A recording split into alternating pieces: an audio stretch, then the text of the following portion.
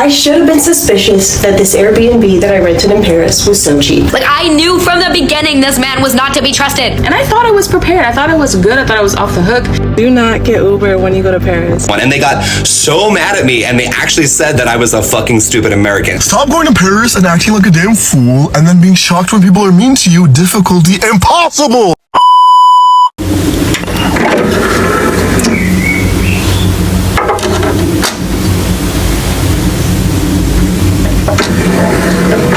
What's up, you guys? It's your girl Sandy. Welcome back to my channel and welcome back to another episode of The World is Ghetto.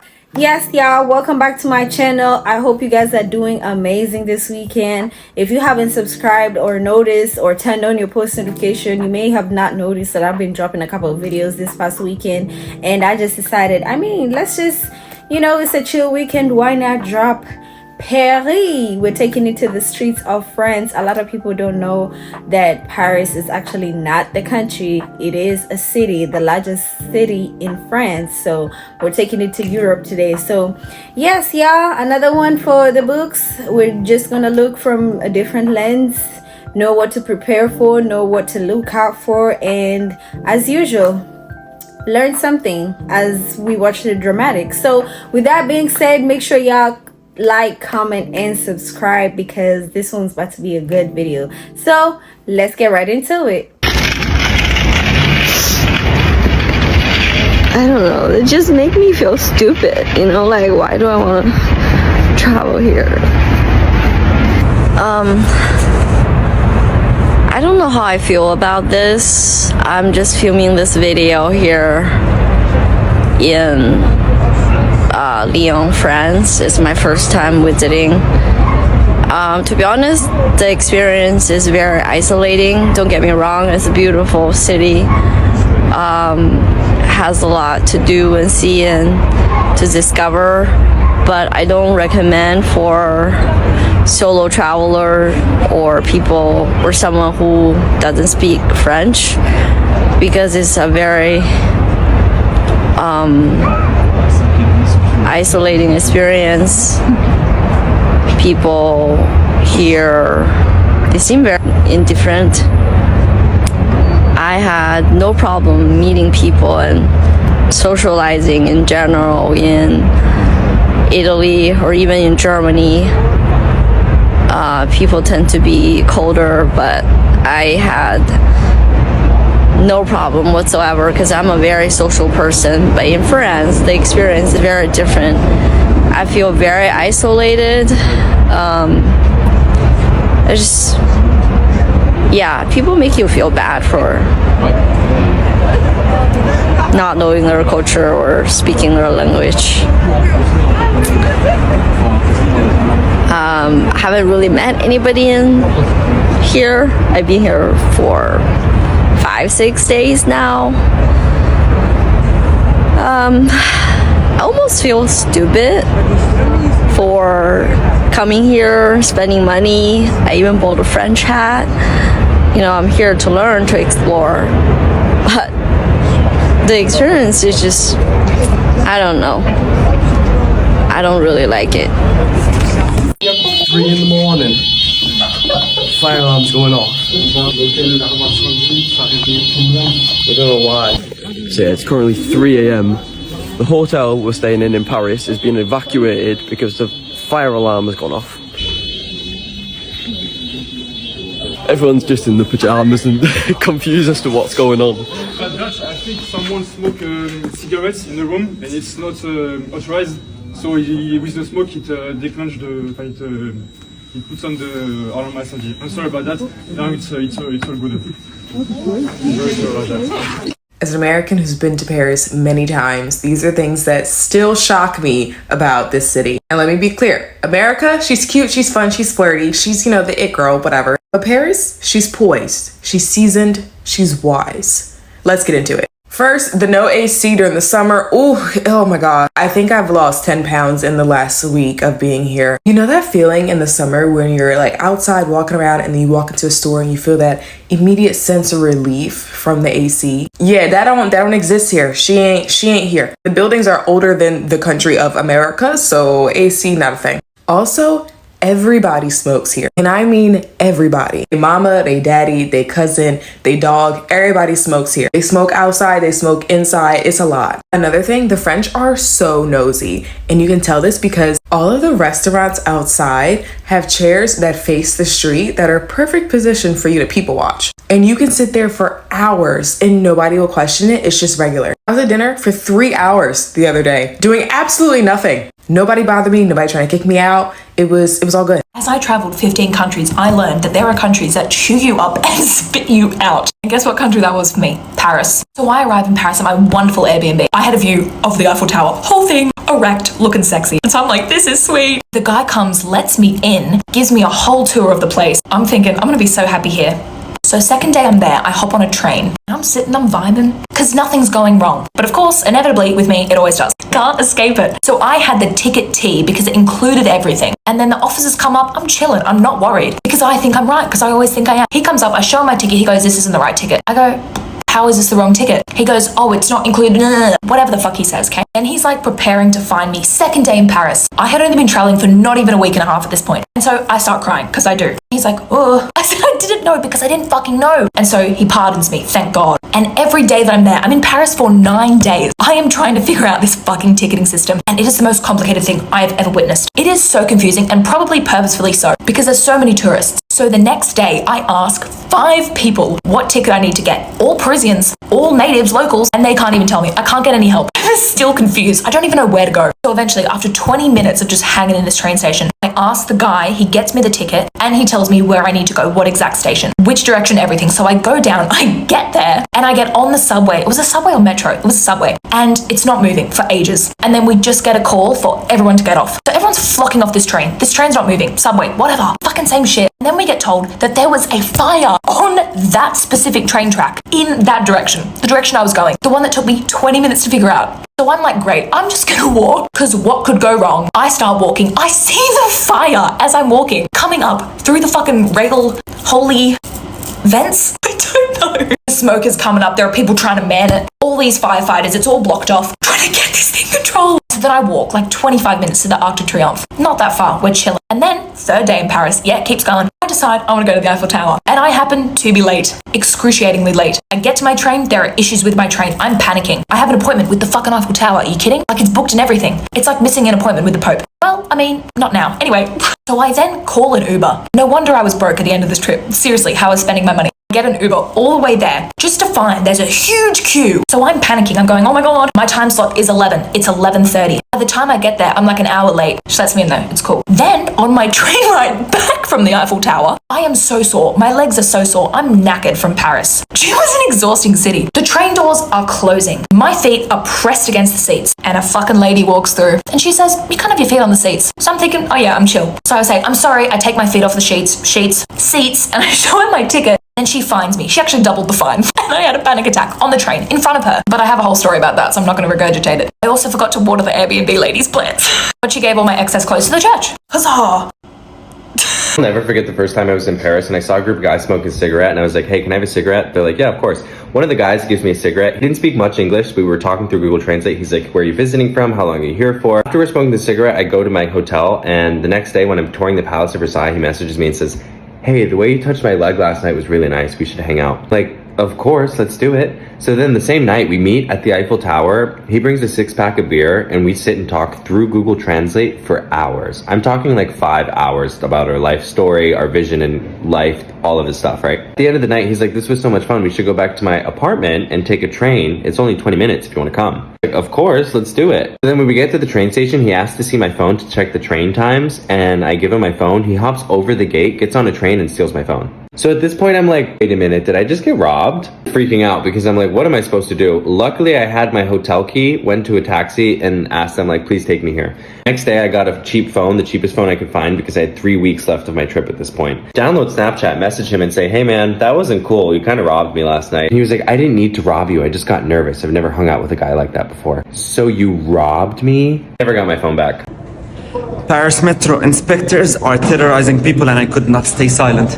I just entered the metro with a valid ticket that I just bought and they still took my ticket and told me it's not valid and they made me pay a fine and I'm a tourist here so I could not do anything because I don't want anything bad to happen to my profile here. And then a blind girl behind me had the same problem, and they did not let her go until she started crying, and then they said, okay, you can go. But like, I saw it's happening to so many people, and I don't know what to do. I just thought I should share this. I hope people of Paris, if you've had this issue before, write it in the comments. I don't know what's the solution. I'm a tourist. I cannot like follow through with the police or with whoever to get back my money. But probably you guys probably know that this happens a lot. So I hope there's a solution. I was in Paris, Fashion Week, and I'm with this one UK guy, and he's like, yo, what you doing tonight? And I was like, oh, bro, pull up, man. Like, when you're in Paris, you see another person from London, you're like automatically brothers for that week. I'm like, calm, you're coming true. So we go there, yeah. I'm doing shots and shots. This is my first proper actual time drinking alcohol. So I'm there, yeah, and I'm just sipping my drink. And then the guy from London was like, oh, bro, I got you a drink. I was like, okay, cool, thanks. I sip it. I took one sip. Why am I in my boxes in the hospital the next day? Huh? Oh. Bro spiced me and robbed me. Oh. What? Spiked me, sorry, yeah, and robbed me. I tried to get out of the hospital bed, falling over. And I was like, what's going on? They was like, you got robbed. A fire truck picked you up, drove you to the ambulance, and then from the ambulance into the hospital. But bro, I was missing for like 12 hours. Shit. I go in my pockets now. I'm like, where's my phone? They was like, you was robbed. I was like, where's my wallet? Robbed. My wallet's there. Okay. The only thing missing is my ID and my bank card. I call my bank. Whole card is maxed off on contact list. But I found out who did it. Have you ever seen him again? No. I haven't seen him again. Shit. So let me tell you a story of how a weekend in Paris ended a 5-year friendship. So if you don't know, I have a YouTube channel and I've been making videos on and off on YouTube for some time. And so this girl who watched my YouTube channel and she liked my content and whatnot, you know, she used to message me all the time, showed me so much love and so much support, and I really appreciated it. So one day she was just like, hey, let's meet up, whatever. I was like, okay, cool, which is kind of crazy because you really don't supposed to meet people like that, especially when it's like social media like that, you know what I mean? But anyways, we met up and she ended up being a really cool chick, and we hang out all the time, and like she would invite me out to her friends stuff, and I would go, you know, and we formed a friendship, and you know, we would see each other maybe once or twice a year or whatever, you know. I'll go to like, she would invite me to like her boyfriend's birthday, I would go. It was all good and dandy. So like last year we brought the new year in together, 2022, we brought 2022 in together. We was at one of her friends' parties and it was cool, it was nice and fun, whatever. So for my birthday in March, you know, I was like, yeah, I want to do a trip or something, and she was like, yeah, we should just do a trip, go somewhere, go Paris, whatever. I was like, okay, I was already going to Paris for a week, so I was like, do I want to go to Paris again? Like, I was literally in Paris for a week, and then 2 weeks later I was back in Paris again for another weekend. And if you know me, you know how much I love Paris. I'm always in Paris. They should give me a residence permit because I'm always in Paris. So we go to Paris, right? And you know when you travel with someone, like stuff about them really kind of gets exaggerated, so all the things that annoy you about them really annoys you, you know. Like she was always late. She would show up to date, like our little meetups and little friendship dates, she would show up late, and I'm not talking about 10 minutes 15 minutes. She would show up like an hour and a half late. She just had the worst time management, and I find that to be disrespectful, because after a certain age, like, you need to manage your time better. Nobody is gonna, like, no one's your mom, no one needs to be waking you up, telling you when to get ready, when to eat. Like, you need to have your ish together. She was always late, she was always delayed. I was always having to be like, okay, let's go, okay, let's go, okay, let's do this, let's do that. I found her so annoying. Oh my god. And also, she wasn't eating. She'd be like, oh, I'm hungry, we'll go out to eat. She wouldn't eat the food. We're wasting food. We're Africans. You know, if you're African, you grew up in an African home, you don't waste food. You don't do that, because they tell you there's children back home that ain't got no food, and you're out here wasting all this food. We keep going to all these restaurants and you're not finishing the food. Are you okay? Anyway, so the major part was basically she used to be quite big. She was a big girl, very pretty girl. She was a big girl. Then, like, within like 2 years, she lost so much weight, right? But everybody suspected that she had weight loss surgery, but she never told anybody that she had weight loss surgery. So, but you know when like, yeah, something will go on, okay? Because you was like 112 kilos and now you're like 50 kilos. Unless you're sick. Like something is up. People don't just lose weight like that and then you're like, oh, I went to the gym. You didn't go to the gym, because you can tell when someone goes to the gym and they've lost weight like that, like their body is like strong and whatnot. Anyways, I digress. So she'll be like, oh, I'm hungry, let's go out. Okay, let's go and eat. She'll sit there with one plate of like fries and she will not eat the fries. I'm like, we're sitting in this restaurant for like 2 hours and you're not eating the food. Then we go somewhere else and you're hungry again and you don't finish the food. Everywhere we went, she did not finish the food. It was so annoying. And you know what's the crazy part as well, yeah? Before I went, I had a gut feeling like this trip is not gonna turn out well. Like I just had a gut feeling and I don't know why. And I always say, listen to your gut. Like I believe God is talking to you through some like unction. But I didn't listen. We went on this trip. She was annoying me. I planned everything and all she did was complain. All she did was not show up on time for things. Like always like wake up late. I'm like, we need to go. Like we're only here for a weekend. We need to get up. Let's go.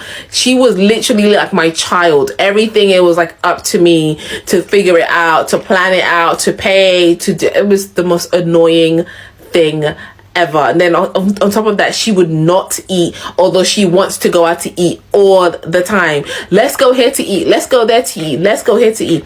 The whole entire day, the last day we was there, she was like, she wants to go and get some shisha or like hookah or whatever you want to call, however you call it in your country. I was like, okay, cool. I'm on my phone, like trying to search for places in Paris that we can get some shisha. I finally find a place and then she doesn't want to go there. I'm like, okay, I found a place. Let's go get some shisha. Don't you want to eat first? And don't you want to get some food first? And I was like, we literally just had food 2 hours ago and you didn't finish it. Why do you want to eat now again? And it's like the shisha place has food. So if you want food, you can eat. No, but don't you want to go somewhere else to eat? I was so over the trip. Anyways, when we got back to London, basically I said bye to her and I was just like, I need to put this friendship on ice and I really don't want to talk to her. So I didn't speak to her for like 3 months. And when I was ready to talk to her, I found out that I was blocked on IG. So I told her to block my other friend because she doesn't know him. He's my friend. So don't try and be friends with my friends. Okay. My lips are purple because I'm freezing my clacker off, so shut up. So when I was in Paris, I saw the Eiffel Tower 3 times, right? 3 times excessive. However, the first time I did not know how to get there. I panicked. I was going to miss my appointment. I was going to miss my scheduled time slot. So I jumped off the train, got in an Uber, and I was like, slam the brakes, speed, breaks and laws. Got to the Eiffel Tower, had a dandy old time, took the stairs. Why? When I left, I figured out a way back. My legs were so sore. They were frail, shaking about the plot. So I find a seat on this train. As soon as I get on the train, I rest my feet on the seats in front of me, okay? Keep in mind, my feet are not on the seats. They are just resting on the edge of them. Now, the Paris train ticket system is fucked up as it is. There are so many different forms of transport.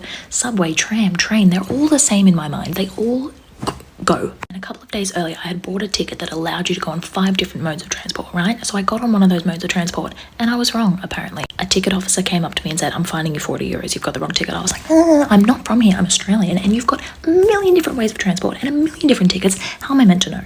Remind me never to wear purple lipstick, okay? Anyway, that guy was nice. He let me off. However, this time wasn't the same. The train had literally just started moving and I hear the doors open by me. Shing! And out comes this little woman and she walks up to me and she goes, hi, can I see your ticket? And I'm like, yeah, of course, because I have a ticket and this time I have the right one. So I hand her the ticket and she tells me, actually, we can't be having feet on the seats. And I'm like, oh my God, I'm so sorry. Didn't know, I'm exhausted. I've just been at the Eiffel Tower all day, right? In Sydney, they don't give a fuck. People are backflipping on the metro. There are regular stabbings and fights at my metro station and the workers are just like, oh yeah. So I tell her I'm really sorry. I take my feet off the seat. She checks my ticket. All is good. And then she tells me, oh my God, she's going to have to fine me 50 euro for having my feet on the seats. Now, if you know me, I don't cry very often. I don't. So why is it that when I do cry, it's in public in front of a ticket officer? God only knows. And it wasn't only a cry, it was a panic attack. So in my head, I'm thinking I can get out of this. Like, this is a lot. €50 for a big toe on the edge of the seat. Like, get real. So I'm mid-crying. She's standing there. No mercy. So I'm sitting there blowing my eyes out like a child. Now another ticket officer has come and they're just sitting there watching the show. I'm like a fucking clown in the circus. Anyway, I think that I can get out of this. So I tell her I don't have the money, I don't have my passport, I've got nothing. I'm just solo traveling with no identification and no money. Sure, babe. Then she ups the fine to €100. If that didn't send me into a full fucking spiral. So at this point, she's already given me the fine and my stop is here and she will not let me get off. I'm like, let me get off, you've given me the fine. Like, what the fuck is going on? Anyway, she eventually lets me get off and it's 2 stops past my point. I walk up the stairs, I crouch down, I'm pulling my eyes out in this Paris train station. Like, here's the evidence. And another. Now, this is not a popular train station that I get off, but for some reason there's 5 officers there. I don't know if they were cops or what, some men of authority. They see me crouched down in dismay and they walk over, all of them. I tell them what happened and they agreed with me that it was unreasonable. This sexy man, I'm blushing, did everything to try and cancel this ticket and try and figure it out for me. And he couldn't. I was with them for an hour. So I trudged home like a sad sack of shit, deciding that Paris was not my city. Story time on how I got scammed before even leaving the airport in Paris. I was with a friend that has been there before and she's like very aware of like all the scams that kind of go on and things like that. So I felt kind of good going into it. Also obviously very nervous, but I had like a pop socket for my phone. I had the crossover bag. Like we had plans, okay, to not get scammed. But what we didn't think about was getting scammed in the airport. So basically I'm straight face mugging it because I just don't want to be looking like I'm the most vulnerable person here. And so we get to where the taxis are. Mind you, we have a 40-minute drive to our hotel from the airport. It's actually like a lot bigger than I thought it was. I thought we'd be a lot closer. But basically, we are kind of walking towards that area. Every little taxi man's holding up their little names for their people. We have this guy come and he just barges up to us. And the first thought I had, this is such a girl thing for me to say, but I was like, I don't trust a motherfucker wearing cobalt blue. Like, I knew from the beginning this man was not to be trusted. Nevertheless, I was following my friend because she's been there before. She's the one that's kind of taking the reins on it. I'm just kind of vibing in the background, you know? And so he asks like where we're going, and then he tells us like a payment for it, but obviously their conversion's different, so I didn't quite hear it, but she's like, okay, whatever. So we get out there and we're going to, I think it was Hertz, Hertz, and I remember thinking, oh my god, my parents got scammed through Hertz before, like I already have a bad like vibe on this, like sour taste in my mouth from this. He literally grabs our bags, throws it in the thing, and then we get in the car. And mind you, her and I both are texting. She's in the front, I'm in the back, and I'm like, we're both feeling like very ill about this. And I'm scared. Like I'm literally like running my hands through my hair, pulling hair out, putting it in different areas in this car. I'm putting my fingerprints on everything. I'm sending text messages to my friends like, hey, this is like where I'm at right now. I'm really nervous. This is where I put a piece of my hair. Like just in case I go missing, I want this man to be brought to justice. I'm thinking this man's gonna kidnap us. Like he's like sending messages, like he's texting and driving so fast. And I'm like, ah! But anyways, we finally get to the hotel, and instead of bringing us straight to the front, he brings us in this alleyway. By the way, I am trying to roll my window down. I can't roll my window down. This whole drive, I'm like literally panicking in the background. And so then we get there, I get out, I take a picture of his license plate immediately, save it, send it to a few people, and then I try opening my friend's door. I cannot get her door to open from the outside, which I'm like, okay, this is really sus. But anyways, then he charged us 5 times the average fare for a taxi in the area. We had to pay $250. So it was like $125 each. Really, really annoying. Obviously, it could be worse, but the fact is that he lied to us multiple times and we're like, wow, we got bamboozled the fuck out of this. But anyways, I'm just glad we didn't get shot and we also didn't get kidnapped. So don't make our mistakes. If you're traveling to Paris soon, here are some common mistakes and how to avoid them. You can do so much research before a trip, but once you get there, all bets are off and you tend to learn things the hard way. So I'm going to save you from all of those mistakes. Number 1 is going to the Louvre. Okay, I'm just kidding. The Louvre is one of the most beautiful museums in the world, but there are some things you need to know. Number 1 is you need to book in advance, like a week or 2, or expect to wait on a 4-hour line unless you can figure out some secret way to get in. And once you get in, it is just so expansive. You can look at every piece of art for 30 seconds and it would take you an entire month to see it all. So here are my recommendations. If going to the Louvre is like a once in a lifetime experience for you, you need to honestly block off your whole day to really explore the museum, you need to have a plan of action or maybe go on a museum tour, have a list of pieces that you're looking to see. And if that just doesn't sound like something you want to do on your vacation, I'd recommend just skipping the Louvre and going to the Orangerie. It has Monet's water lilies, so you're still going to get that art fill with some beautiful art. It's not going to eat up your entire day. Number 2 is going to be all about the Eiffel Tower. Do not stay near the Eiffel Tower. If you want a view of the Eiffel Tower, that's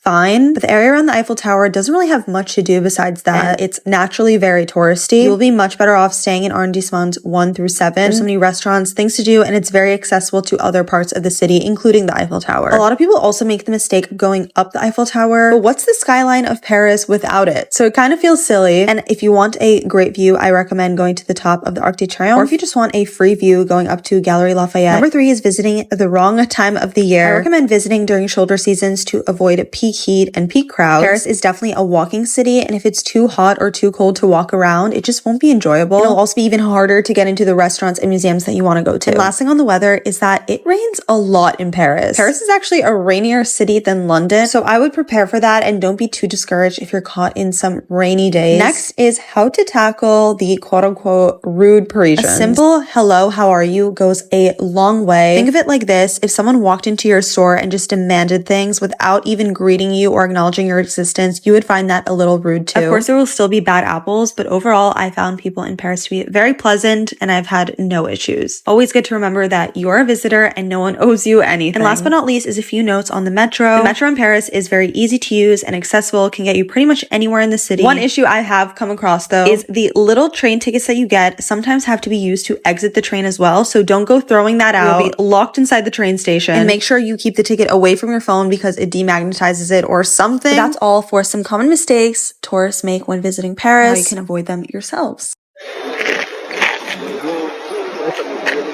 Y'all save all y'all money, all y'all lives to come here. Let me be the one to break your bubble. First of all, Paris stink. It smelled like piss, cheese, and armpit. Child, eating the damn pigeons was crazy. And ain't nothing to do but eat at cafes. You will see a cafe on every corner because there's no activities here and the food is so mid. That's why there's hella fast food, American fast food chains, because their food don't taste like shit. And that shit look grimy as hell. Paris look grimy as hell and dungeon. Post-apocalyptic. Everywhere you go, it was graffiti. The buildings weren't inviting. They weren't welcoming. It was actually a horror sight to see. Like, this was shocking to me. They will never show you that this is what Paris really looks like. In the Eiffel Tower, child, this was the trail to the Eiffel damn tower. This was the most hype shit I've ever seen. Outside of this tower, it ain't shit to do. There's no mime culture. They don't know how to capitalize off their culture. It's just this damn tower. That's it. Bright brown eyes, they deserve the crown. I'm gonna get there.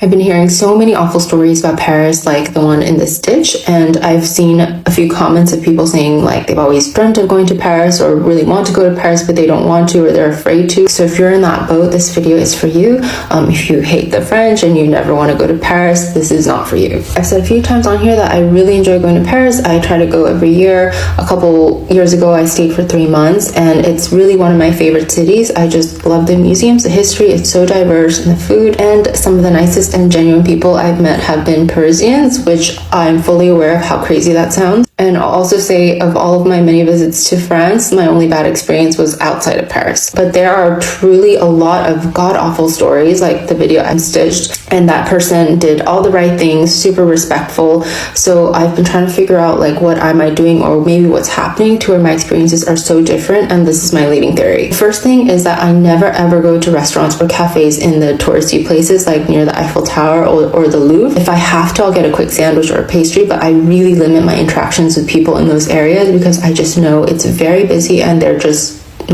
won't be very patient or the nicest. The second thing is I never stay in like the major touristy spots. It is a little bit more inconvenient, but I really think that makes a big difference in like the kind of interactions that you have with people. So I personally really love like this area here, like the 11th and the 12th, and like the area, parts of the 10th, like the Canal Saint-Martin. Just make sure to know where the unsafe places are. I would stay away from train stations, especially Gare du Nord. And I've heard a lot of people saying if your French isn't perfect, they'll just speak to you in English, or they get really annoyed if your French isn't perfect. I have intermediate French, and very often people will just speak back to me in French. But like I said, I interact with people mostly outside of these big touristy areas. And the number of people who speak English fluently really goes down quite a bit as you kind of go out of the big touristy places. So people are more likely to speak to you in French if you want to, or you get people who are really excited to practice their English with you, and they're really nice about it and not rude. Of course, I can't guarantee that you won't come across any nasty people. There are rude people everywhere in every city, but I really think doing these things will help a lot. But yeah, I mean, it isn't ideal. You shouldn't have to strategize where to go to not be treated like shit. And if that really deters you from visiting Paris, that's totally legitimate. There are so many amazing places to visit in the world. But if you did really want to visit, if it's been your dream, in my opinion, I think it's an incredible city. So hopefully you'll find this helpful. So you're coming to visit Paris. Here are 6 things to avoid doing if you're visiting. This might be for your health. This might be for your safety. It might just be to be a little bit more of a considerate tourist, which is fine, by the way. There are 38 million tourists that come to Paris every year, but try to avoid doing these things.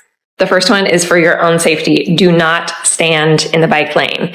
In fact, don't even take time crossing the bike lane. You want to get over that thing as quickly as possible. They have bike lanes in Paris. There's a lot of them. Sometimes they're on the sidewalk. Sometimes they're painted green. Sometimes they're on the street in this certain section.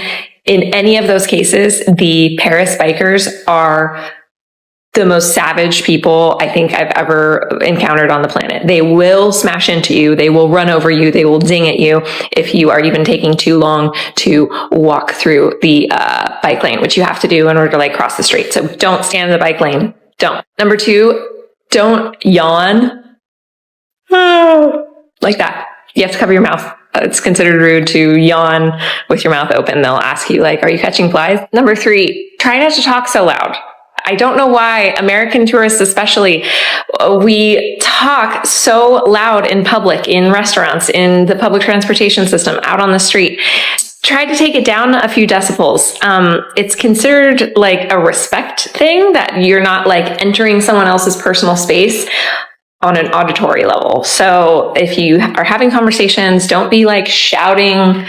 Just take it down. Take it down. Why are we so loud? I don't know. Number 4, even if you think this is funny and you think it's a joke and you're in a restaurant, don't snap your fingers and say garçon. First of all, that's not how you pronounce it. Second of all, it's not 1950 and this is not a Hollywood film. It's considered rude.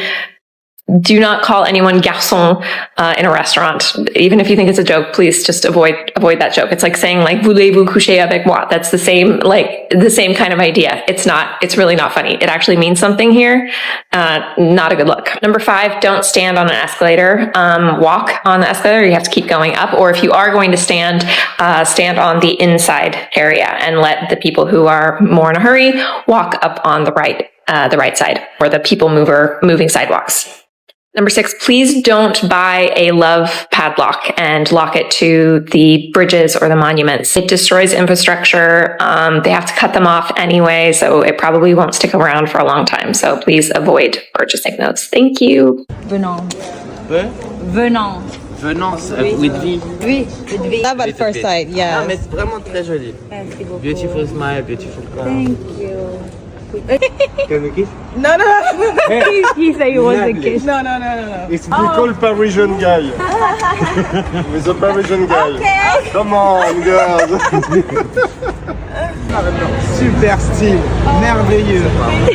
Sublime. I see a lot of people on here right now headed to Europe, and I just want to warn you guys about this Uber scam that I wish I knew about before I went out there. This happened to me in Paris specifically, so be warned. I repeat, do not get Uber when you go to Paris. Because basically, you can use the Uber app in Paris, however, they don't have a lot of Uber drivers. What they'll do is, they'll take your ride request and send it out to a third-party local taxi company. The problem is that a lot of the times, these third-party taxi companies are just regular people.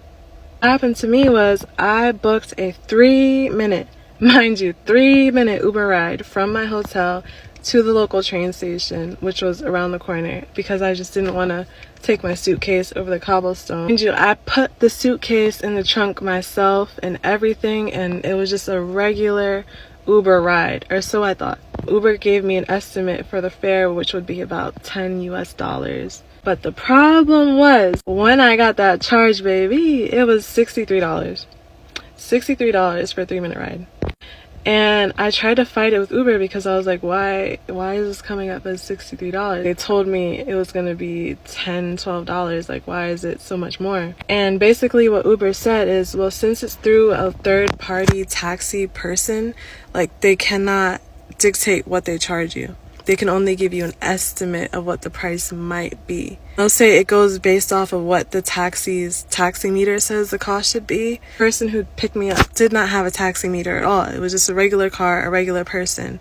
And they just decided to charge me whatever they wanted. And Uber couldn't do a thing about it. I did not get my money back. Uber would not fix it. Like, literally, it's just a giant scam, which is why I say don't use Uber when you get out there, especially if you don't know that. And if you think I'm joking, I have my receipts. This was the ride, which was literally around the corner. There was not like bad traffic at all.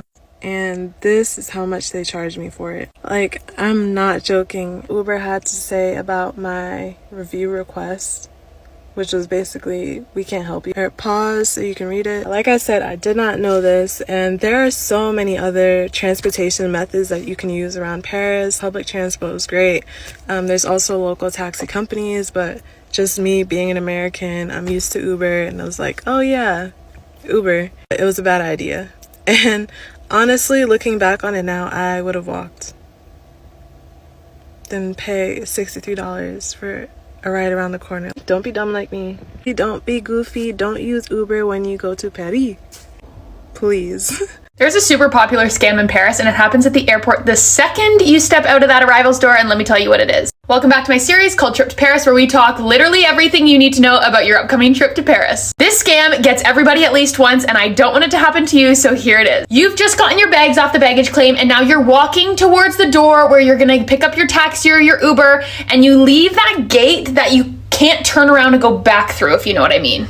This is usually where you exit and everybody's standing there with the names on the plaques for ride pickups, etc. The second you leave this gate at any airport, any tourist looks and is disassociated. You have no idea where you are. You're trying to read the signs, you're trying to figure out where to go. This happens to everybody. And this is exactly when the scam happens. There are average looking guys usually standing at this arrivals gate near the taxi line, but inside the airport, offering taxi rides. They ask, hi, do you want a taxi? And your initial response is, actually, you are looking for a taxi to get into the city center, but you don't know where you're going, but it did say it was over here, so yeah, sure. But this is a no merci answer. You do not say yes to this taxi offer that this random man just asks you if you want a taxi ride. And even if you are looking for a taxi, you say no merci and keep walking past them. These guys are standing here because they do know tourists are confused. They have no idea where they're going. They think this is the way to the taxis, and it is, but the taxi line is outside the airport, not inside.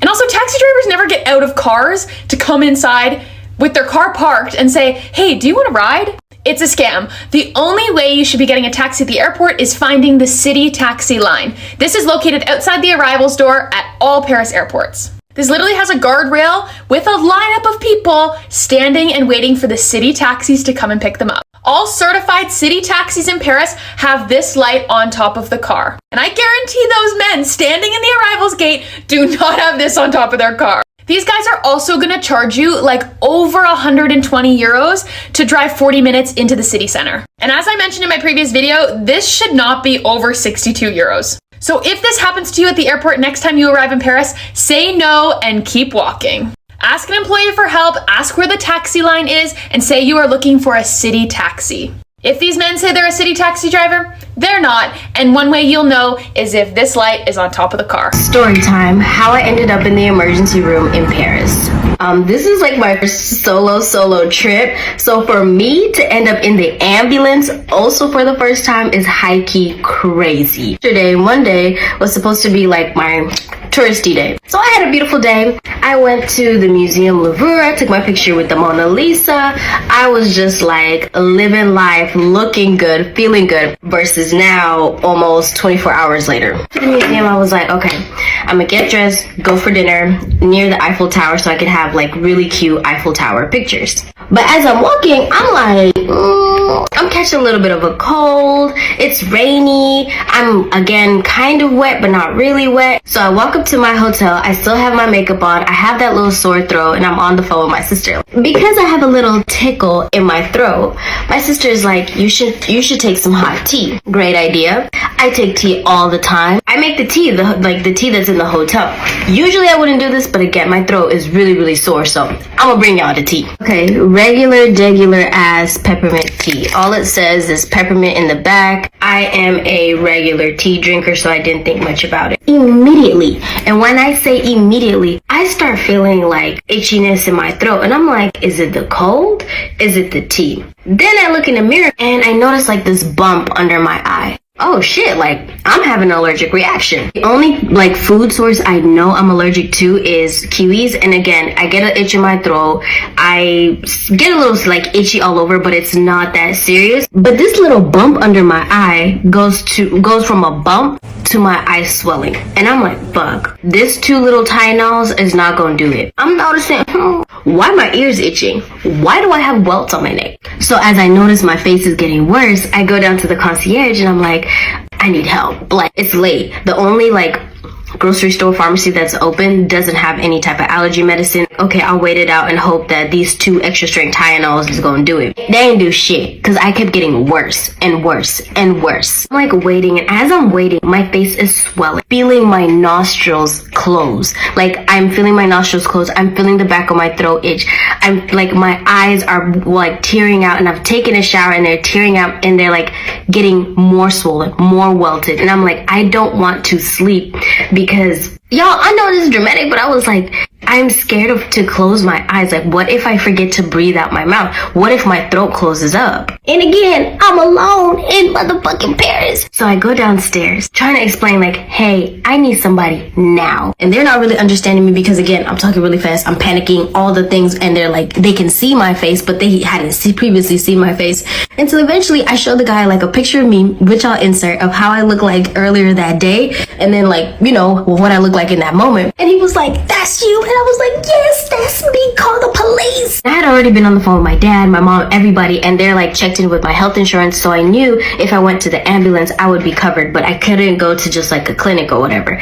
So he's like trying to find the English word for ambulance, and eventually he goes, wee, wee, wee, wee. And I'm like, yes, wee, wee, wee, wee, wee. That's what I need. So there I was in the back of the ambulance. My shirt was inside out. I was wearing sweatpants. I literally had like these paper mache slippers that the hotel gave you. Like, it's wet. It's been raining all weekend. It was like so dramatic that to the point where all I could do was like start laughing after a little bit. And what's even more embarrassing is like after causing all this drama, like I started to feel better.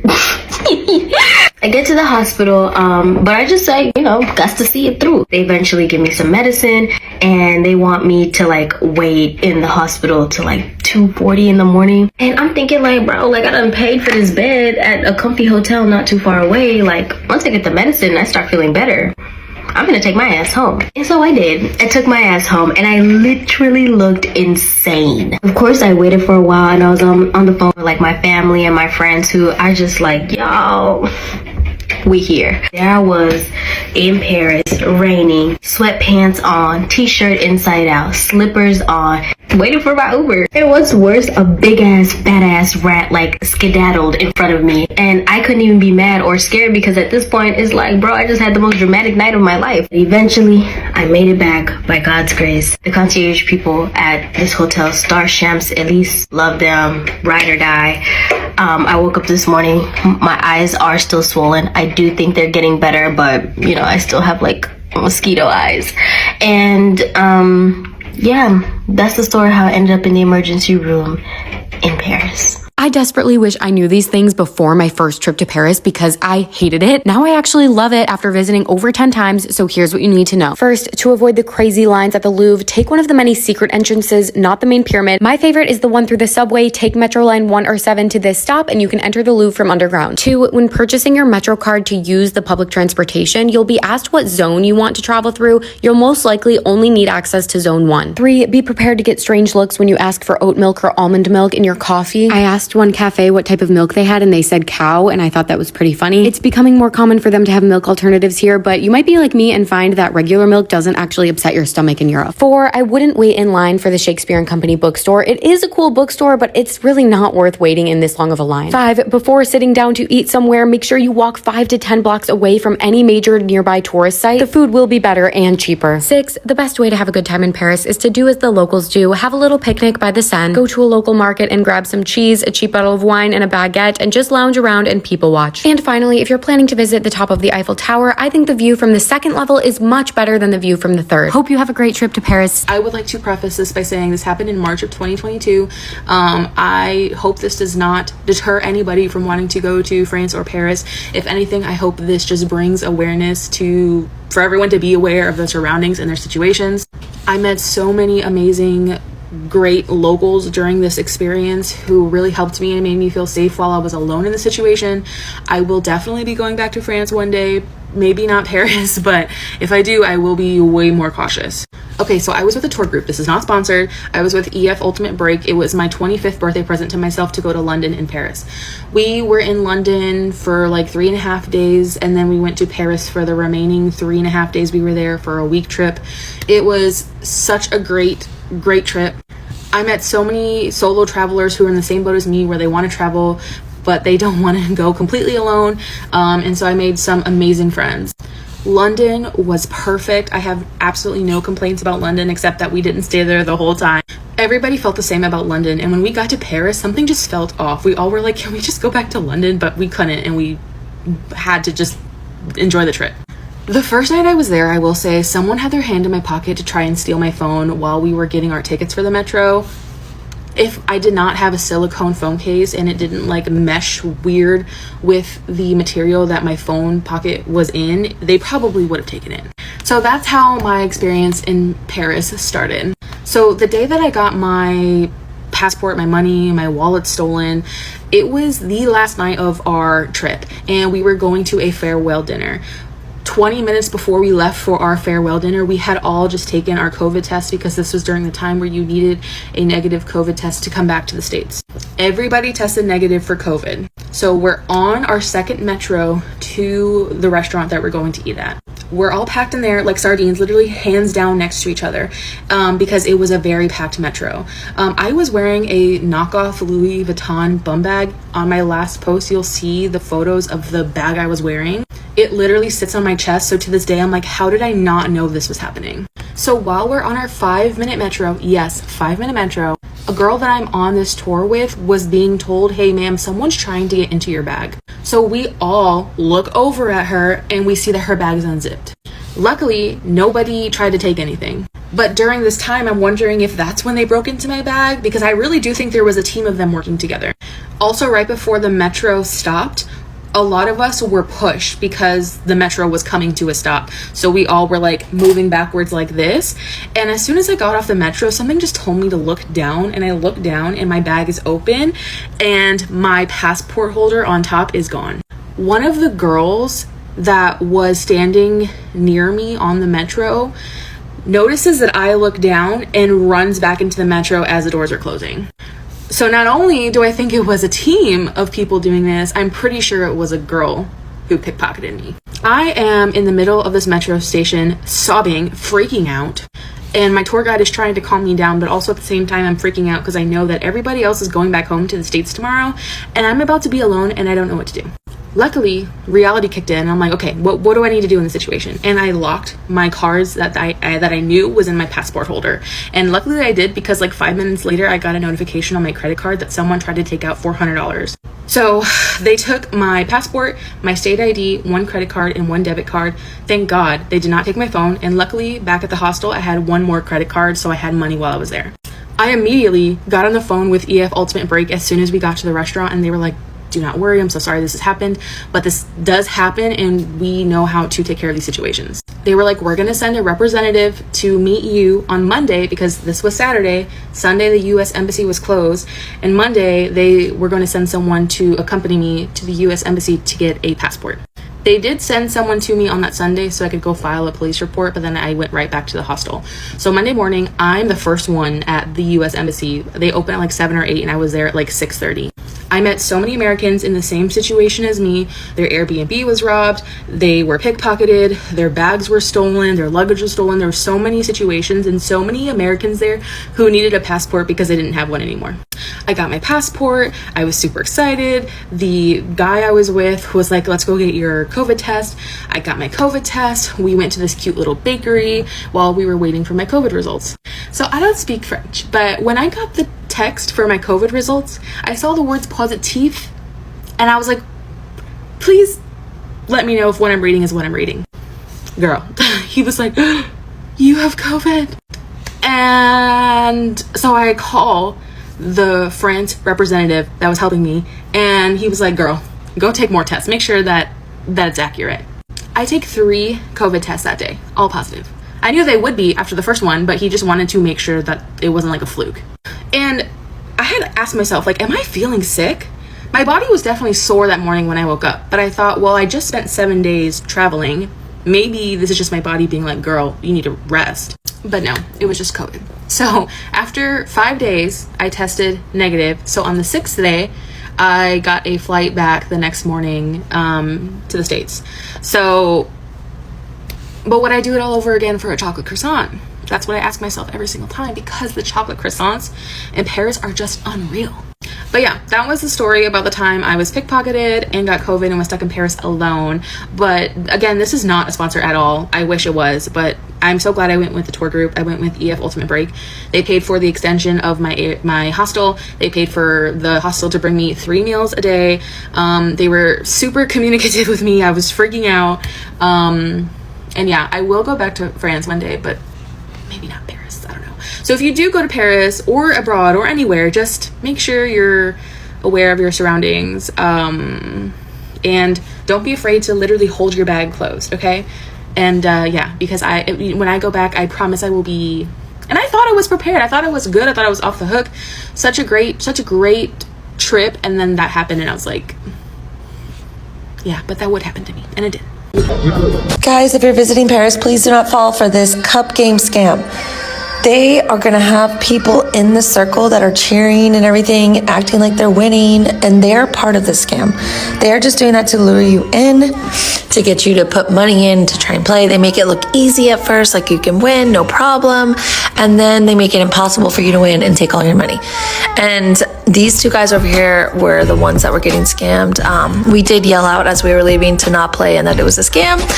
And the guy at the end here tells my husband, no photos. I wonder why. 5 of the most common scams that you're going to see in Paris. The first one is going to be the friendship bracelet scam. You'll mostly find this by Sacré-Cœur and Montmartre. What it is as you're walking up the hill to go to the top to see the basilica, a man will come up to you and grab your arm. They don't usually ask. Grab your arm and put a bracelet on it and start braiding it around your wrist. You say, no, please don't do that. They'll say, no problem. It's a friendship bracelet. This is a nice thing. And you'll stand there while this man tells you some story, ties it around your wrist, whatever. Then at the end, he says, okay, now you give me something. And if you try to argue with them, a bunch of them will come over and force you to pay. The next scam you need to look out for is the people with the clipboards. They're typically at the Eiffel Tower, but sometimes you'll see them here around the Louvre. Typically women, a couple of them working together. They'll come up to you holding a clipboard and they'll ask you to put your name for like a petition or a survey to help deaf children. Spoiler alert, the foundation is not real, it does not exist. While you're signing on the clipboard, they will come around and try to pickpocket you. Another scam you need to be on the lookout for is pedicabs. You're gonna see these situated in all the tourist areas. There's a ton of them by the Louvre actually. It'll be a guy on a bike with a cab behind it so you don't have to walk. And they'll say to you, oh, we'll take you to this location, all the prices are written right there. So because you see the prices, you think you know what you're paying. But what happens is when you get to the destination, he moves the little paperclip to the side, and below, in the smallest writing known to man, it says per person. So if you thought you were paying 20 bucks to get to the Eiffel Tower for your 3 people, that's now 60 euros, and they will get violent with you. They will start yelling if you don't want to pay it. The fourth scam you need to look out for in Paris is the dropped ring or dropped bracelet, necklace, some sort of jewelry scam. What they'll do is as you're walking, they'll say, Madame, you dropped this beautiful ring or bracelet. And you'll say, oh no, I didn't, it's not mine. And they'll say, oh, well, why don't you keep it? It looks beautiful. And they'll put it on you. And you're sitting there saying, no, it's not mine, really. They insist. And then afterwards they say, well, now give me something, give me some money. And they do not take no for an answer. The fifth scam that you need to look out for in Paris is someone approaching you by one of these tourist destinations, asking you if you want them to take your photo for you or if they can draw you. I feel like this goes in the same category. They'll take the photos for you, but sometimes at the end they say, now you give me something. And if they draw you and they say it's going to be for free, they'll draw it. They'll say, what do you think of this? You'll be polite and say it's okay or I like it. They'll say, great, now you pay me something for it. And once they draw it, they will argue with you until you have to give them money. It's not a very comfortable situation. Like I always say, Paris is safe 90% of the time. Most people don't have problems, but I share these so you guys know what to look out for and stay safe when you're visiting Paris. I don't understand why people be saying French people are rude, especially in Paris. Ain't nobody been rude to me. Maybe they just ain't got time for no BS. You know, I respect that, and I ain't had no problems with nobody in Paris, and I'm in Paris frequently. Paris is one of them places, though, you either love it or hate it. I got friends that hate it, got stories and stuff, and I like it. And then the style is impeccable. There's a lot of art here, history. I don't know how you just, I don't know. Maybe I'm just one of those people who's pro Paris. Allez bleu. I don't need to say that. I don't even know what that means. That's just what they be saying. The thing to talk about on this app, xenophobia that Americans experience here in France. This is 100% true, and I experienced this so wholeheartedly at Disneyland Paris. Story time, here we go. I'm just gonna start off by saying right off the bat, I'm sure not every cast member at Disneyland Paris is like that, but unfortunately, the 2 days that we were at the parks, my family and I encountered every single cast member that absolutely just despised us because we were American. The major one being that when we were at dinner, I don't remember the name of the restaurant, but it was the one that was near Pirates of the Caribbean, like that's inside, kind of like Disneyland in California. We ordered a bottle of wine. And the waitress brought out the wrong bottle. And I was like, oh, no, we wanted this one. And you would have thought that like we had said the most insulting thing to her. She like legit like slammed the bottle down on the table and then just started yelling at us in French and just kind of like walked away. And we didn't see her for like another 20 minutes. And we all know this, right? The cast members are the magic. They are the magic of those parks. They are the magic of your trip. And when you don't experience that at a Disney park, it is absolutely jarring as fuck. The other major one is that when they do the 2 shows at night, they do the drone show and then they do the fireworks, right? When you go to the ones that are in the States, there is like absolute crowd control. Like they're like, nope, we got to keep the pathways clear. Like we need like, you know, there's orders, what I'm trying to. There was no order for the night shows. People were just plopping down in the middle of Main Street. And I tripped over someone and they got so mad at me and they actually said that I was a fucking stupid American. And I'm like, you're sitting in the middle of Main Street. Like, I don't know what to tell you. Oh my God, it made me so fucking mad. So yeah, that's like the 2 major ones. There's obviously a lot more that happened at Disney. Obviously it happened throughout our entire trip. That being said though, I still fucking love Paris and I will absolutely go back. Probably not to Disney, but Paris is magical. I should have been suspicious that this Airbnb that I rented in Paris was so cheap. I should have known. It's big, it's beautiful, it's old, it's in the perfect location. And I was thinking, oh my God, this guy has no idea what he has. Like, what an idiot. No, he knew. First of all, there's this mural right outside our house. On the first day, we noticed a lot of people outside taking pictures of it, but it's like a few windows away from us. We were like, no problem, and that's kind of cool. We're near a really cool French landmark. But the next morning, we heard a small gathering of people. They're taking shots.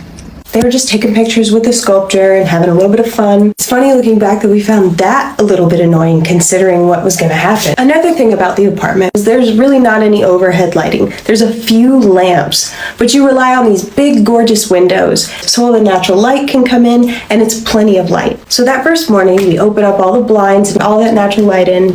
We go to use our bathroom for the first time and luckily before I disrobed, I looked this way and I saw that people were taking pictures of the building. And although they were taking pictures of the building, there were cell phones pointed at me. It was only a couple people though, but I was like, oh my god, okay, well we have to get the bathroom one closed. We get ready, we go out that day, we do our thing. I guess the first day we were there was kind of a slow day, because our second day there, we woke up to crowds. Let me show you.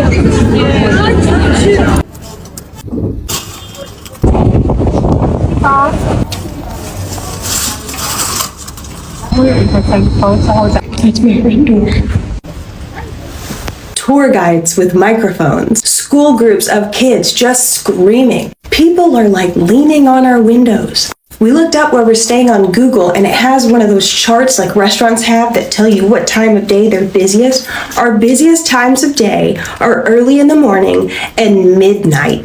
I was sick for 3 days. It was torture. But honestly, I love it, and it's a fun story, and I wouldn't change a thing. So, come stay with us in one of the worst hotels I've ever stayed in. This was Hotel Les Boules de Paris. So I thought it'd be nice. There was laundry at all times. Like when I say all times, random ladder, people's stuff from the night before. This wasn't like cleaning like early time either. This was 3 p.m. The room was fine, but there was no kettle, no fridge, no nothing. View, can't complain about. Absolutely disgusting that they do not clear these out for each visit. Just dirty fag butts. This was our view from the bathroom. Meant to have a Notre Dame view. The toilet itself felt like a mental asylum. Like it was just this tiny white cube. The lifts weren't working. We were on floor 6. It was hell. The man was so abusive, which I've got another video of. It was unreal.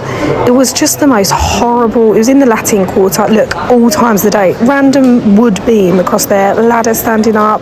You couldn't even walk down the stairs. Like you had to shimmy. I'll show you. Like that's me having to turn to the side to walk through bags and bags of rubbish and filth. It was just disgusting. Do not stay there. Hated it. When did you realize that you were black? Or African?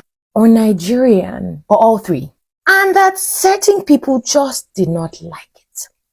For me, I was 15 when that happened. It's such a young age, but life. And this happened in France. Paris, to be precise. I know some people are going, oh, I'm not surprised. But wait, because it's not who you think it was. Now, backstory, I was a big Disney baby. Still am. And to me, it was the best. To my parents, it was a bit worrisome because I was beginning to develop an obsession. So my dad had this great idea to take all of us to Disneyland in Paris, France. It's either he thought it would solve my Disney obsession or it was just our usual vacation. Because my dad used to make sure that we experienced the world at a very young age. So we're taking the Eurostar train from London to Paris. We got to Disney and I had the best time of my entire life. When they say it's the happiest place on earth, they're not lying. We spent the weekend there and we were due to go back on the Sunday. Now, if you know, there is a 1-hour time difference between France and London.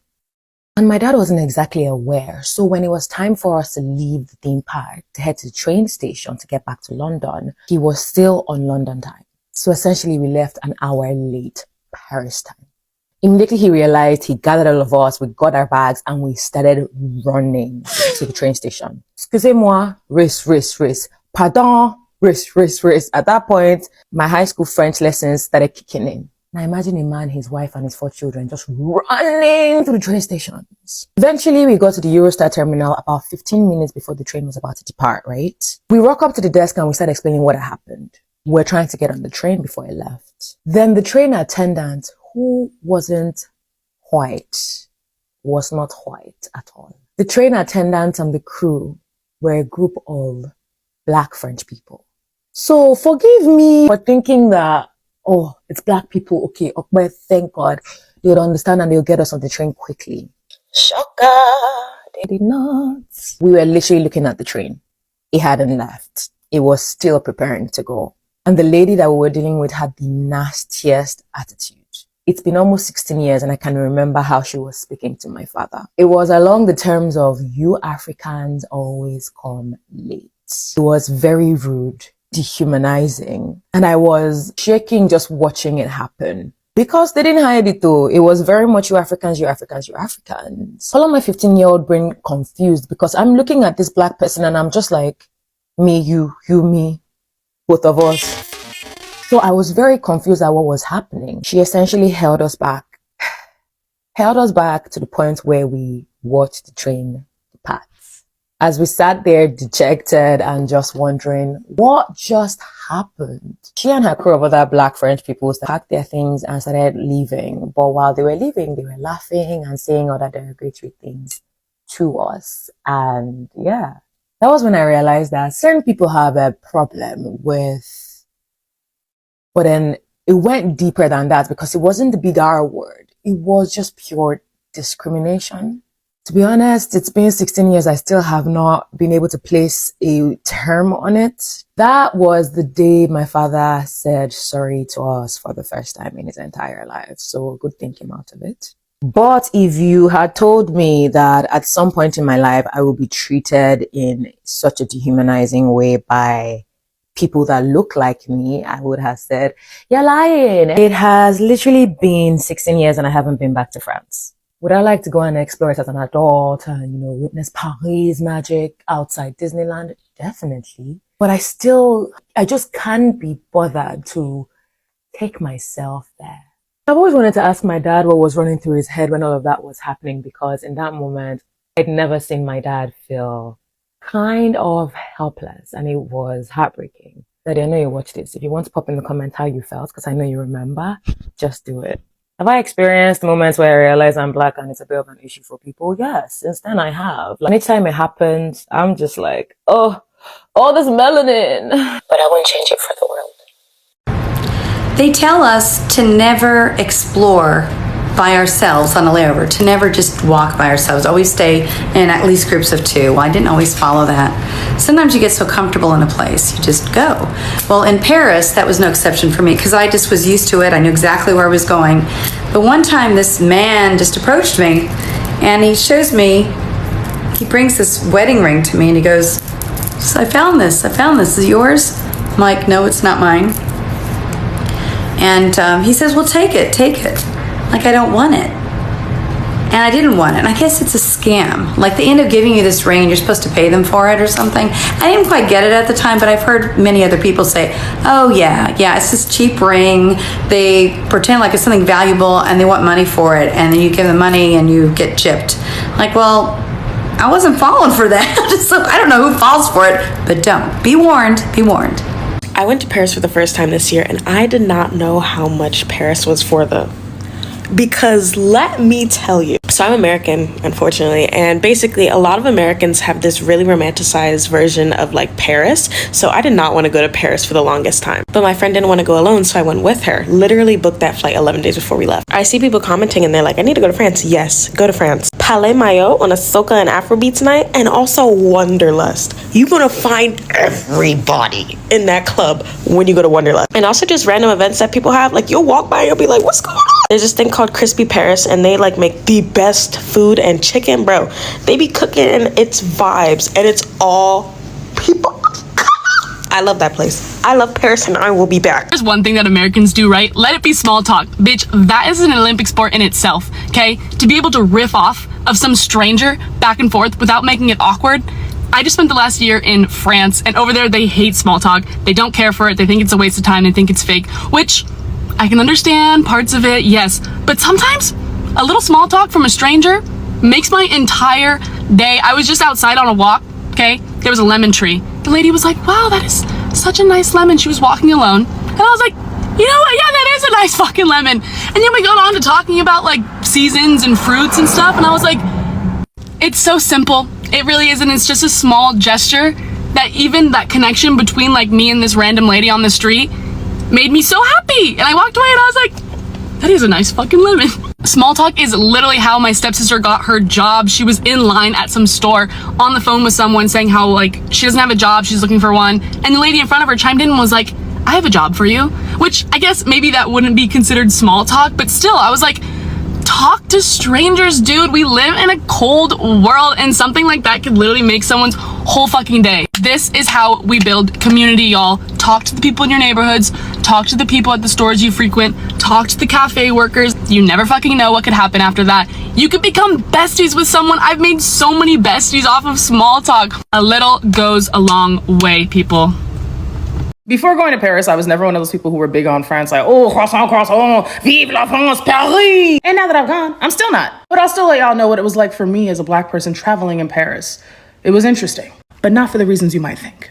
I am reviewing different tourist destinations based on things to do and what it's like for Black people and people of color. I give up in the middle. I don't need to piss off another country. First of all, you probably already know Paris is great for art, fashion, architecture. If you're one of those people who are into that type of stuff, definitely great. I saw a lot of the most famous historic structures. One of the most beautiful days I spent in Paris, though, was at Disneyland. It was a lot of fun, but at one point I asked one of the workers, like, how you say Mickey Mouse in French, and she looked at me like I had 3 heads. It wasn't a dumb question because I know in Italian they call him Topolino, so I thought that maybe there was another name in French. The food was great, but at this restaurant I learned you never ask for anything to go in Paris. We ordered French onion soup, and then I had like some sort of steak something, and that steak thing took so long to get there, I had to go up to the counter and say, hey, can I just please get this to go? They were fumbling in the back for a to-go container like no one has ever asked this question before. Okay, Paris also has a great jazz scene. One of the most popular jazz clubs is called Le Caveau de la Huchette. I tried. Anyway, so what was it like for me as a Black person in Paris? I honestly have to say that I felt more judged for the content of my outfit than the color of my skin. I felt more judged because I didn't speak French.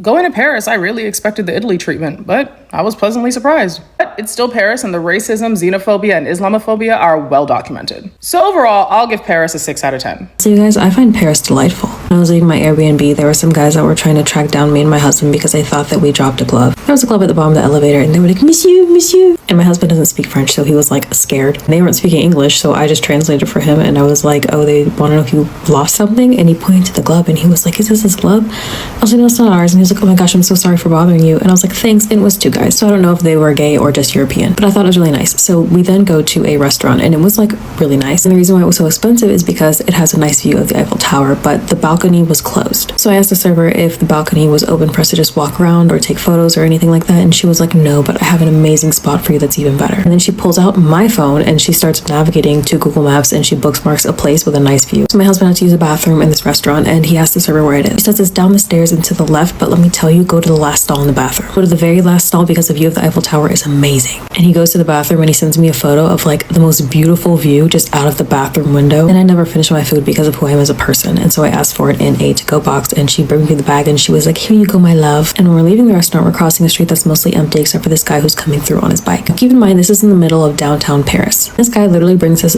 bike to like a full stop so that we can cross the street. Now, I live in the Netherlands. Everybody on a bike is going to mow you down, including me. If I'm on a bike, I'm going to mow you down too. But that's my karma because I come home and my bike is actually stolen, which is also a very common Dutch pastime, stealing bikes. So I emailed the building managers about it, and they say, what kind of bike was it? I'm asking because we actually have a couple of bikes just lying around that you can have. I was like, where are these bikes coming from? Like, why are they just, and he was like, they're lying around. So I meet the building manager in the garage, and he has this collection of like 6 or 7 bikes, and none of them are particularly impressive, but they all work. And I was like, hell yeah, I'm about to steal me a bike back. This is what I'm talking about. And then he goes, yeah, we have a lot of bikes left over because there's a lot of older residents in this building and they just die.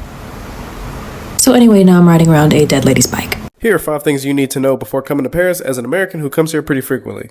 Number 1 is greeting people when you speak. Under no circumstances should you ever ask anybody anything or say anything without first saying bonjour or bonsoir. Under any circumstances. Just don't fucking do it. Next up is paying for public toilets. Unless you're shopping somewhere or sitting down at a restaurant, you're going to have to pay for a public toilet if you want to use the restroom, so I advise everybody take a shit whenever you're at home, because if not, you're going to be paying for it. Next up, we have metro tickets. Now, under no circumstances do you need to ride the metro without getting a ticket first. And I know it might be tempting just to, squeeze in behind somebody else, but if you get caught, you can get fined anywhere between 35 to over 100 euro, and it's just not fucking worth it, to be honest. So just buy a ticket. And if you want to blend in and don't want to stand out as that annoying American tourist, don't eat while you're walking and don't eat in public spaces like on the bus or on the train. Paris doesn't have a to-go culture like in the US, so either eat at a restaurant or eat at home. And finally, we have clothing. Now, in America, it's pretty chill, but in Bali, you can walk around barefoot, shorts, t-shirt, whatever, doesn't matter. But in Paris, that is not the fucking case here. Everybody is dressed up, even if you're at the train station.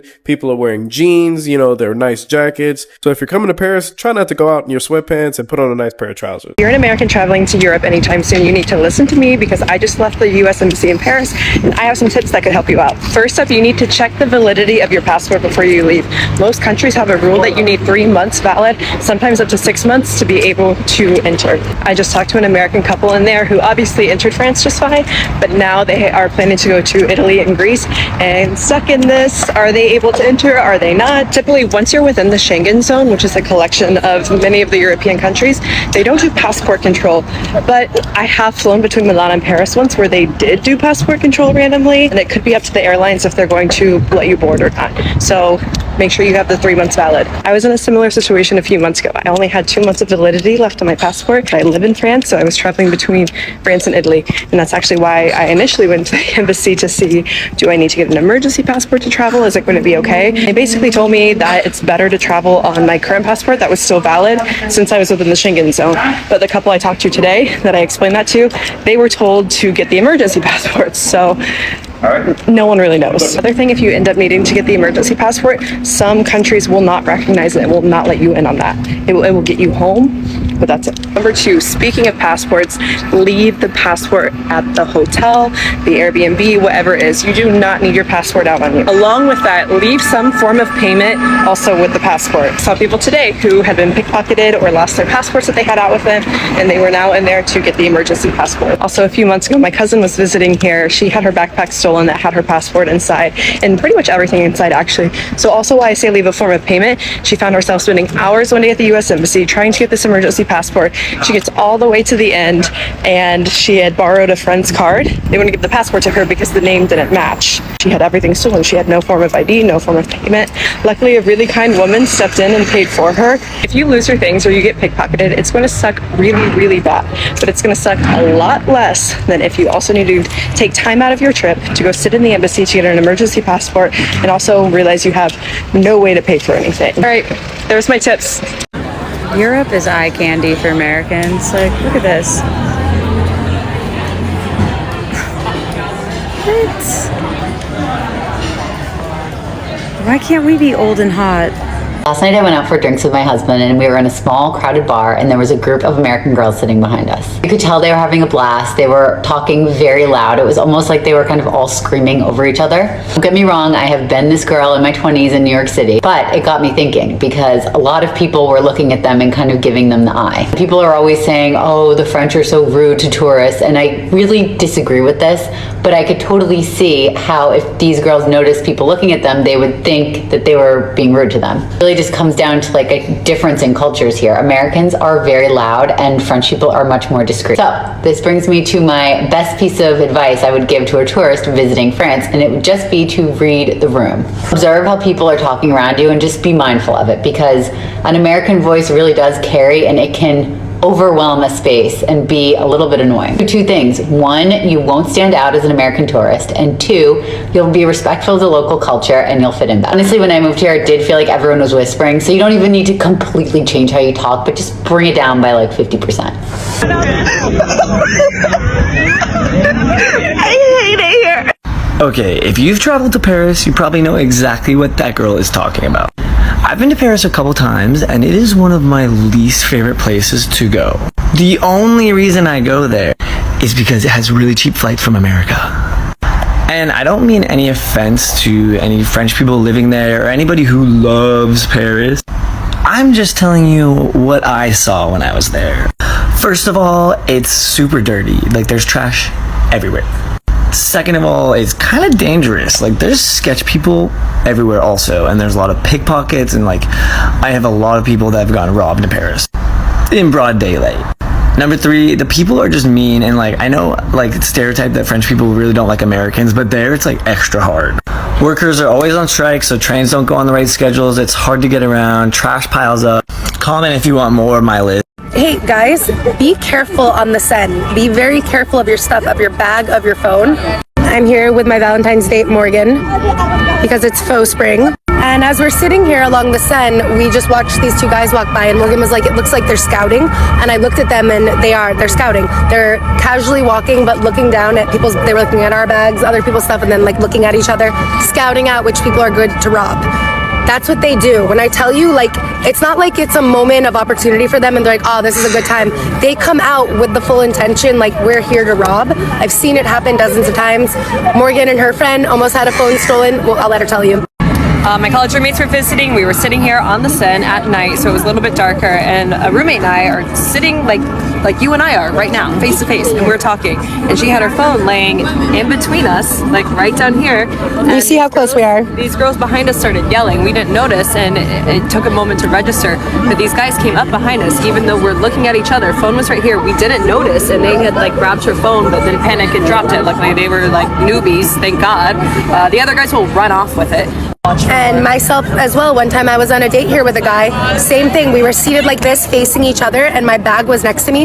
A guy came down and sat on the side of me with his headphones in. It seemed like he was just like here to enjoy the nice weather. And then I feel my bag move, and I turn and I look, and the guy's holding my bag, and I go, "What the fuck are you doing?" And he goes, "Oh, I was just moving your bag for you." And I was like, "Bullshit, you're trying to steal." And then he turned and put his headphone back in. So then I obviously got up and told every single person along the send that this piece of shit is stealing. And these girls were like, "Yeah, we thought he looked sketchy." And I was like, "Yeah."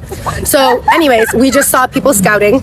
It's happened before on the Seine as well, where I've seen them go around to people's picnic blankets and they do a signal with each other. It's like a silent blow, like that's the noise that they use, because I literally caught him scouting out and I stood up and was like, "I know what you're doing." They get really upset when that happens. This is why people spit on us.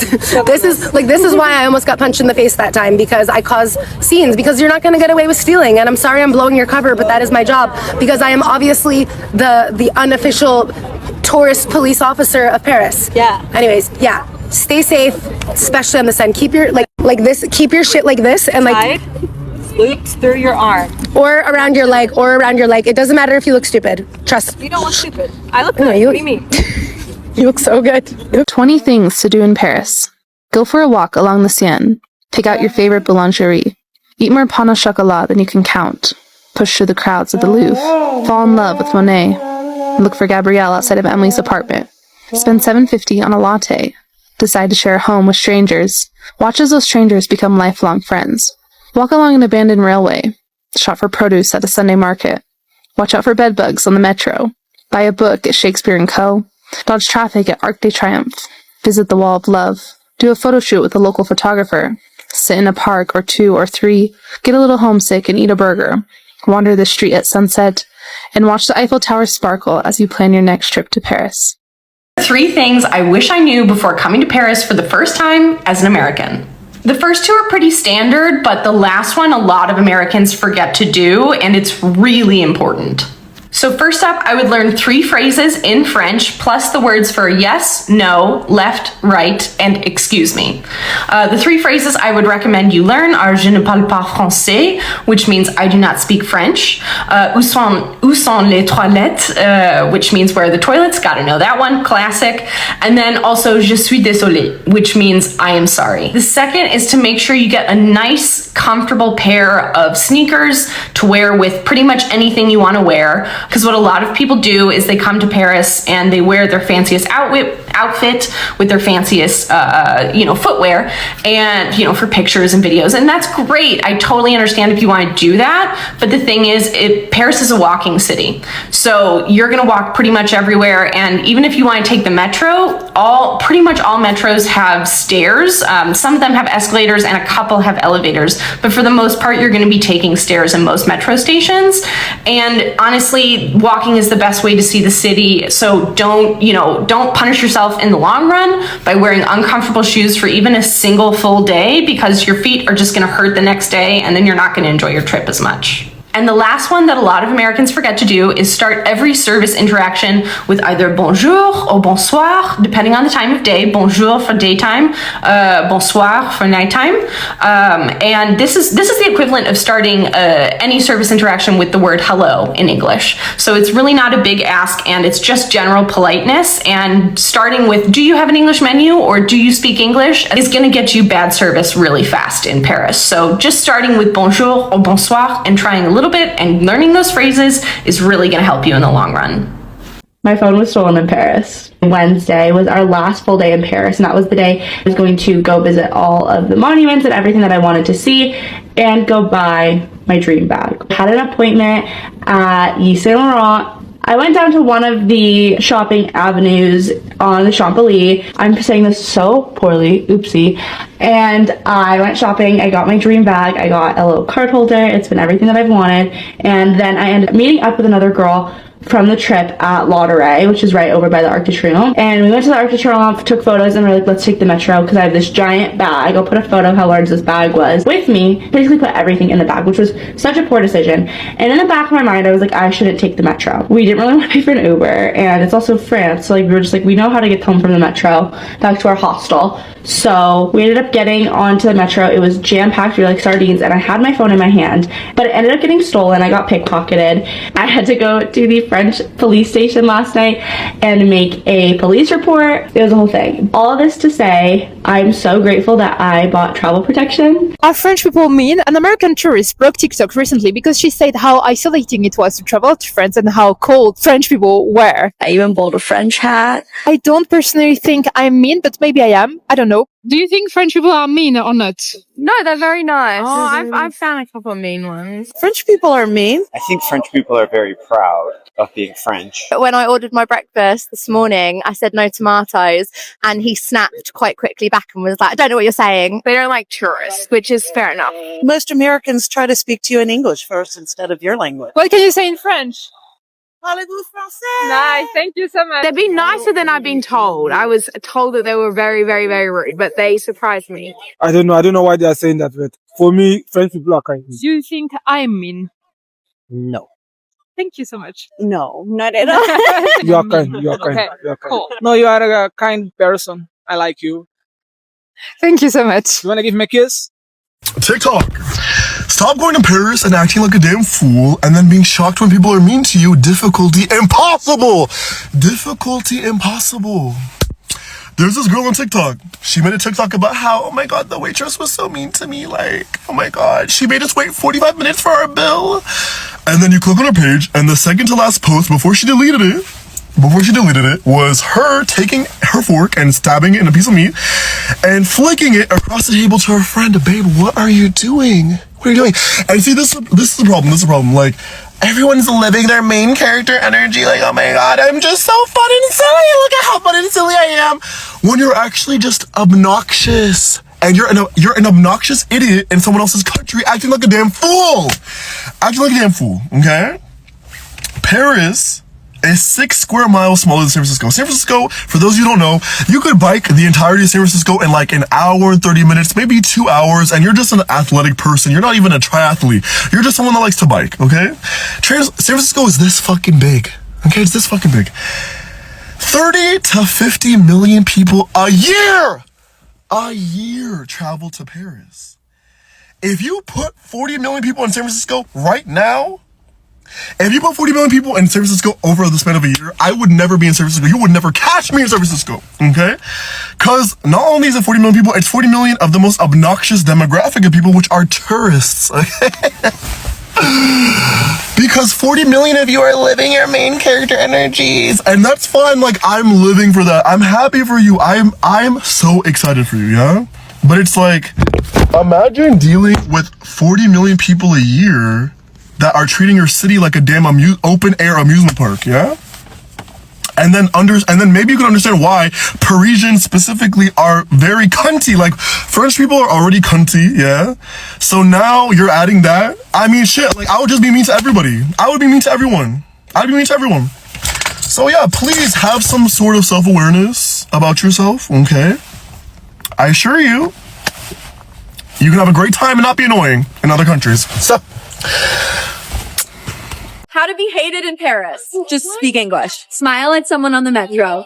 Smile at anyone. Order an Americano in English. Can I get 2 Americanos and a baguette? Walk slowly. Oh.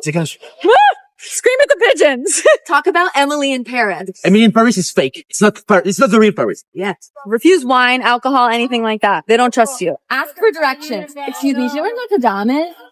Merci. Be on time. Complain about the size of the coffee. There's this much coffee. This is half of a coffee. This is a quarter of a coffee in New York. Work. Just work. Sing in front of the Notre Dame. On my own. Not stop. This is annoying. Stop. Ask Frenchmen to be in your video. Exist as a tourist. Just exist that way. They don't like it, but they love me. Okay, review for today. if you don't want us making out in the park, don't make it so cute. Like, they're setting the scene. Everywhere we go, someone is macking. Like we don't blame them. But we don't blame them because the city. It's romantic. The city wants you to make out with someone. They do. They do. They set it their up. choice at this point. Alright guys, that's it for Paris Français.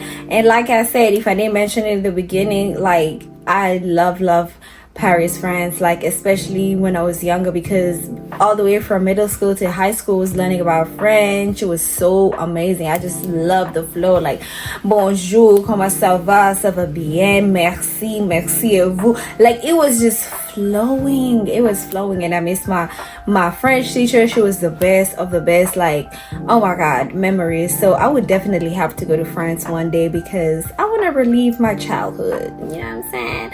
So with that being said, and another thing I wanted to say, if you guys have learned something, make sure you drop it down in the comment section, because I know a lot of people be like, I've been to France and this happened and this happened. And also another thing y'all should remember is drop down a location y'all want me to do, because I've been seeing a lot of people, they be dropping down their options that, Sandy, I'm about to go here in the summer, dig in so I can get extra prepared. And like I do the digging. So you could do that, drop that in the comment section. And another thing I want to say is this video reminded me, since it was based in Europe, it reminded me of Oliver Twist. I don't know if you guys have read or watched Oliver Twist when you were younger. It was one of my favorite like stories. Like for like it happened in England, but since it happened in Europe, it just reminded me, especially the pickpocketing stuff, because Oliver Twist was an orphan and his life was so hard. He had to be in the wrong company and be around the guru of like pickpocketing. Like I'm telling you, there were like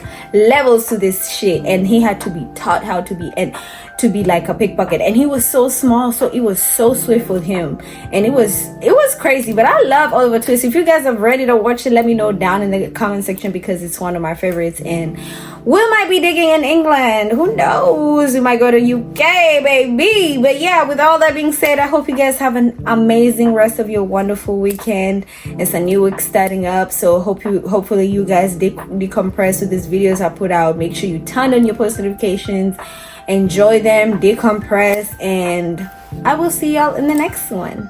Bye.